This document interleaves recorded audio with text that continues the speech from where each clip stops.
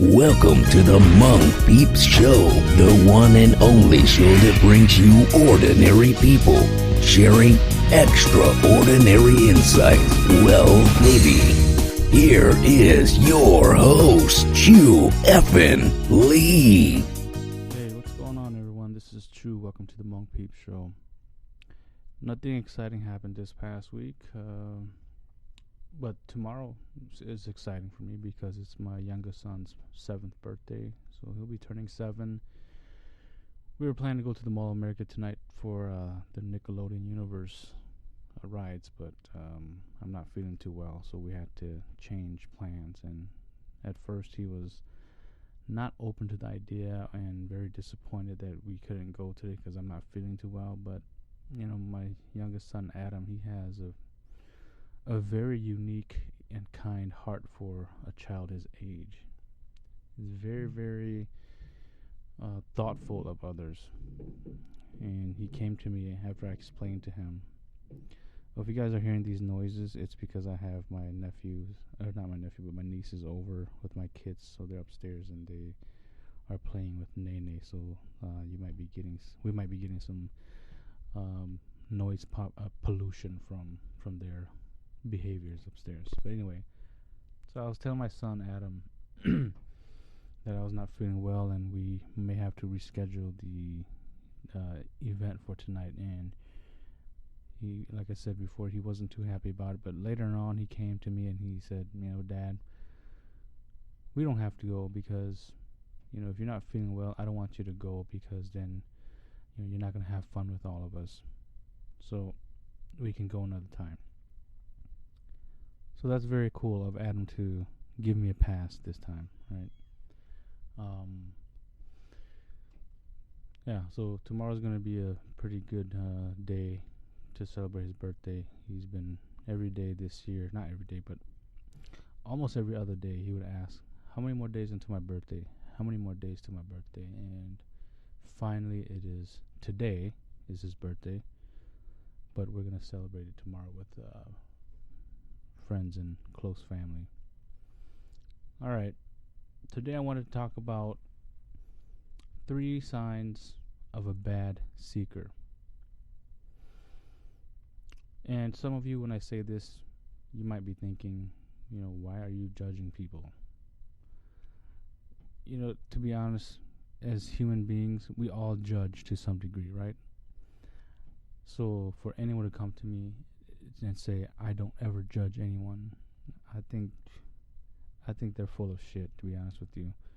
There's nothing wrong with being judgmental about other people, because I think sometimes it's good to be judgmental because it's a survival skill.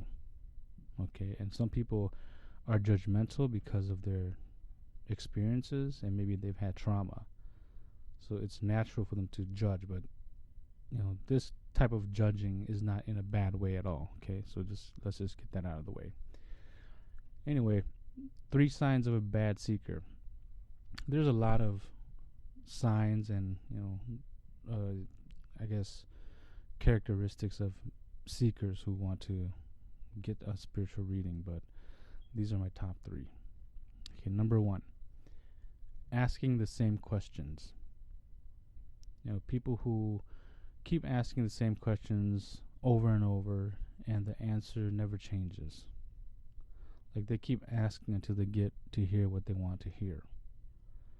And even if they do get to hear what they want to hear, guess what? Most of the time, they're not going to act on it. It's just going to give them a temporary peace of mind. And when I say temporary, I mean very temporary.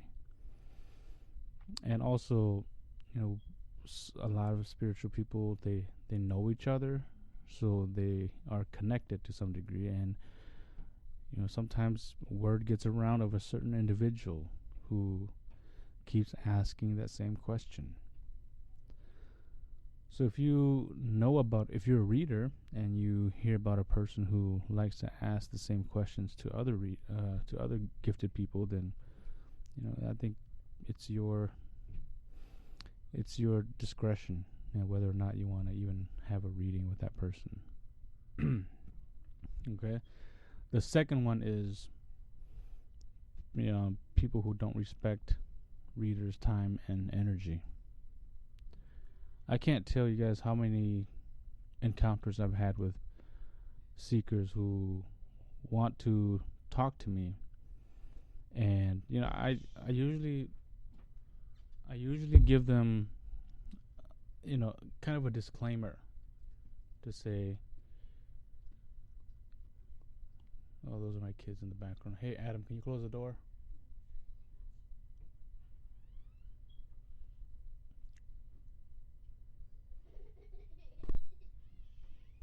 Okay. See, there goes the kids, right? All right, anyway. As I was saying, I can't recall how many people I've encountered who want to have a conversation with me. It's not even a conversation. They actually want a reading, but they don't respect my time and the energy that I'm going to put in. And I throw out the disclaimer, I'll answer one or two quick questions. But if you think that it's going to require a lot more time, then why not book a session? And I think for some of you who've had readings with me, I think my time, the fee for my time is very reasonable. And then when I tell them about my fees, then it's a turn off for them. They're like, oh, forget it, I don't want a reading with you then. And I'm fine with that because it frees up my time. That's how I kind of look at it. So there's people who are always trying to look for freebies, right? And I've said this before. Sometimes when you get something for free, you don't really value it. And also when you get it for free, you don't really value or respect where that content is coming from. Some people work very hard to create something, and if they're willing to give it to you for free, they have a big heart, first of all, to give it to someone for free. But for someone who's receiving it, I think it's something to think about, to say, especially when it comes to spiritual advising and readings. It doesn't hurt to be mindful that you're gonna take up a lot of time of the reader's time. When I usually do my readings and I say 30 minutes for this much, 60 minutes for that much, and if somebody, for example, books a 30-minute session with me, 9 out of 10 times it's going to go longer than 30 minutes. And I don't say, well, since we went over 30 minutes, now you're going to have to pay for the full hour. I've never done that. I never will do that. Same thing for the 1 hour readings. If people meet with me and we go beyond 1 hour, I'm not going to, add on extra, money for them to pay me. I really do think that there are some things where maybe 1 hour sessions will not do. It's going to require more. And I've had many sessions where we go past our time and the fee doesn't change. Okay, so please, as a seeker, if you guys are still seekers listening to this, I don't say this to insult any of you, but more, I want you to take away from this as awareness, to say, when I am going to ask questions from a spiritual person, I need to rethink about how much time I'm going to take away from their day. And if there's some compensation that is part of the deal, then respect it, and hopefully you can pay for that session, okay? So I think some of you out there who are readers, you guys can understand and know where I'm coming from when I say people who don't respect readers' time and energy. Always looking for a freebie. Alright, the third sign is defensiveness. There's a lot of people out there who, again, I'll just speak from my experience because it'll be more truthful because I've experienced it. When people come to me for questions, whether it's just the 1, 2 questions, very brief questions, and I tell them what comes through, like they become very defensive or start rationalizing or justifying their actions and their decisions. Like to me, I don't really care why you made those decisions, because with every choice you make, there are consequences, whether it's good or bad. And I'm okay with that, because I'm not in your shoes and you're not in my shoes. My job is to give you messages that come through. And if it strikes a nerve with you and you might feel embarrassed that someone called you on it, then that's what it is. You don't try to play the victim, or don't try to justify, the message, especially when you're being called on, your decisions or your behaviors. And defensiveness can also apply to, spiritual beliefs, or it could apply to pretty much anything. And people who are always, because when you become, one way to find out whether someone's defensive or not is when you speak with them for like the first 2-3 minutes, if they talk way too much, then that's a red flag that they are most likely a very defensive person.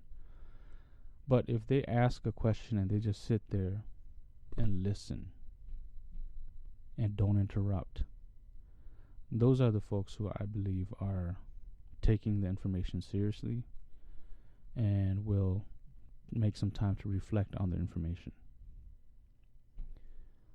Okay, so those are the 3 signs of a bad seeker. Like I said earlier, there are a lot of signs, but these are my 3 signs that I've seen come up more than the others. Whether you are a seeker or a reader, I hope this was very helpful to you, and I hope you will apply it when you encounter a reader or a seeker. There's nothing wrong with readers turning into seekers or seekers turning into readers. I think one of the misconception a lot of people have about readers is readers are supposed to know everything. They don't need other seekers, or they don't need to be seekers. But we as readers, we do have blockages here and there, and we do have times in our lives where we feel lost as well, and we need spiritual guidance or advice from other gifted people. And some of the people that I've mentored and people on the Facebook group page who are gifted, I ask them questions, when I'm not in the right mindset to meditate or receive messages. I ask them questions, and I don't feel shameful about it. It's me being humble, to say I'm not ready to receive messages, or if I do receive messages, I'm not in a stable mindset to receive that message. I might be biased when information comes through. All right. Okay, folks, that's it for this week. I hope you guys have a great weekend, and we'll talk soon. Bye.